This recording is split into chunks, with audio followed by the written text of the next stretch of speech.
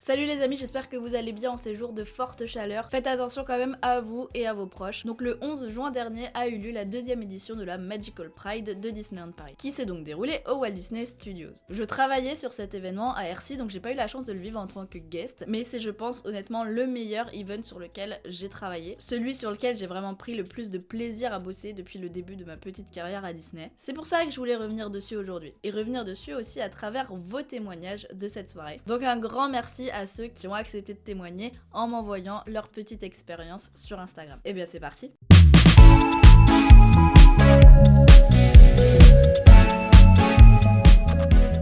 Donc du coup on a fermé le parc aux guests du jour à 19h au lieu de 20h habituellement. Mais on a quand même refermé toutes les attractions de 20h10 à 20h40 pour envoyer tout le monde vers la cérémonie d'ouverture qui a eu lieu notamment en présence de notre chère Natacha. Nous du coup pendant cette coupure on commençait vraiment à se mettre dans l'ambiance de l'event. Bon on faisait partir nos petites attractions à vide quand même pour qu'elles restent réveillées. Et puis il faut pas oublier qu'on bosse avec les jouets de Toy Story.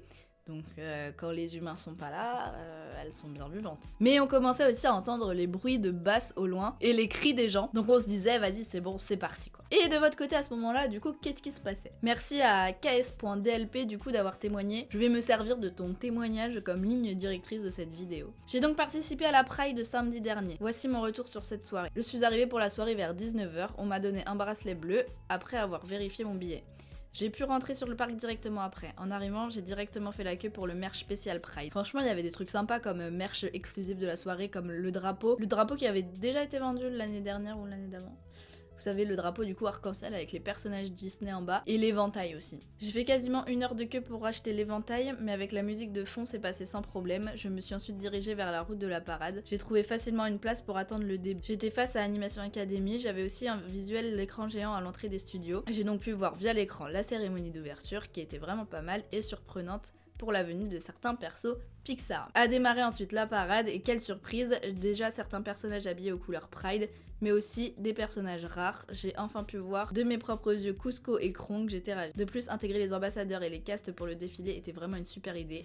Il y avait une ambiance de malade, j'ai adoré cette parade qui change de ce que j'avais déjà pu voir sur les parcs. Parlons de cette parade du coup parce que oui, elle a intégré les castes, et des castes de tout univers, hein. C'était pas des performeurs. Il y avait même certains de mes collègues en opération qui ont participé sur leur temps libre du coup à cet événement. Il suffisait qu'on s'inscrive, j'aurais vraiment aimé y participer, mais voilà, je bossais déjà sur l'événement, je pouvais pas faire les deux en même temps, peut-être pour l'année prochaine. Parce que franchement, ça avait l'air incroyable. Après la parade, je me suis dirigée vers le point photo avec Sully, qui était vraiment pas loin pour moi. Effectivement, ce qui était bien dans cette soirée, c'était la sortie de ces personnages dits rares, des personnages du coup qu'on voit vraiment pas souvent sur le parc. Vers chez nous, là, sur la place de Ratatouille, il y avait Marie et Edgar qui alternaient. On les voyait en allant en break, c'était sympa. Mais il y avait aussi, je crois, Stitch, Elsa, Anna, Christophe, Rémi, la bergère ou Joie, Frozen et donc Sully. J'avais toujours en visu le grand écran, donc j'ai pu voir au loin le concert de Becky Hill, vraiment sympa aussi. Je connaissais pas du tout cet artiste, mais c'était top aussi. Pas mal d'attentes pour Sully avant de voir arriver le perso, une bonne 30aine de minutes avant d'avoir des infos sur la venue du perso. Après le point photo,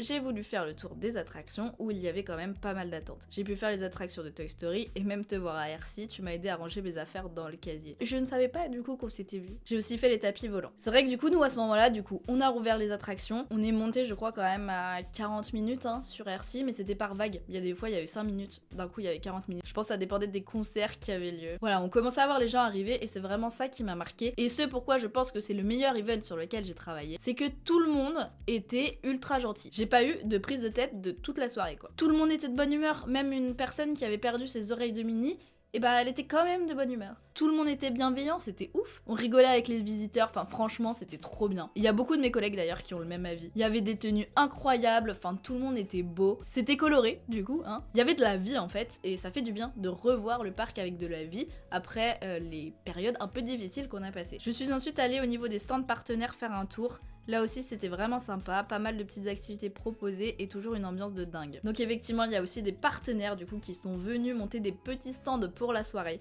Il y avait un stand avec Coca-Cola, on pouvait je crois jouer de la batterie, quelque chose comme ça. Une expérience photo avec Rhino Shield et tout ça du coup sponsorisé par Deezer. Je les ai pas vus de mes propres yeux du coup ces stands, mais j'ai vu des petites vidéos passer et ça avait l'air quand même assez sympa. Je suis ensuite allée au niveau de la grande scène pour attendre le concert de Mika. Entre chaque partie la musique mettait vraiment dans l'ambiance, tout le monde était à fond. le concert de Mika était dingue, je m'attendais pas du tout à ça. C'était ouf de pouvoir voir un artiste comme ça avec la tote en fond. Je suis partie de la soirée 10 minutes après la fin du concert de Mika, j'étais épuisée de cette journée et soirée. J'ai passé une excellente soirée sur le parc, je pense même ma meilleure soirée à Disney. L'ambiance était folle, j'ai pu bien profiter de cette soirée. J'ai hâte de revenir l'an prochain pour revivre ce genre de soirée. Le mapping sur la tote était tellement stylé, vraiment, ça allait avec les musiques, les différents concerts, vraiment super de voir cette attraction dans ce contexte. Et aussi mention spéciale au cast lors de cette soirée, qui étaient tous adorables, dans une bonne ambiance et contents d'être aussi à cette soirée. Bah voilà, hein, je crois qu'on est tous d'accord sur le fait que cette soirée était incroyable, vraiment. Et puis oui, les concerts du coup. Il y a eu du coup le concert de la star anglaise Becky Hill, suivi du concert de Bilal Hassani et ensuite le concert de Mika. Mika qui était, je crois, très attendu. Il y a que Bilal que j'ai pas vu, il était peut-être passé avant que j'arrive, je sais pas, mais en tout cas sur RC, ouais, on a fait embarquer Becky Hill et on a fait embarquer Mika. Becky Hill, je la connaissais pas du tout, mais apparemment tout le monde était agréablement surpris. Et puis les autres, bien sûr, je les connaissais. Puis Mika, effectivement, c'est une très grosse star. Ça nous a fait plaisir de le voir à RC quand même. Mais du coup, il y avait vraiment un service de sécurité de dingue. Je crois que j'ai jamais vu autant de sécu sur le parc. Et devant le parc aussi, apparemment. Qu'est-ce que j'ai d'autre? Il y a Paul qui dit « La Magical Pride était tout simplement magique, une véritable perfusion d'amour, des guests et guests de folie et des shows mémorables. Un réel souvenir ancré dans ma mémoire pour cette première Pride à Disney. » Je retiens le mot perfusion d'amour, parce que c'est exactement comme ça que je l'ai ressenti. Tu dis merci au cast, mais franchement, ouais, merci à tous les visiteurs qui étaient là. Enfin, vous étiez incroyable. J'ai rencontré aussi certains d'entre vous, c'était trop bien. Franchement, j'aimerais que tous mes jours de travail soient comme ça, genre vraiment. Et ce monde devant les scènes, franchement, ça fait du bien. Ça fait longtemps qu'on n'avait pas connu ça. Chris, j'étais un peu sceptique quand j'ai vu que c'était au studio. Bizarrement, pour moi, les soirées sont à Disney. C'est vrai, mais moi je trouve que les studios, ça fait vraiment plus endroit de fête, pour faire la fête.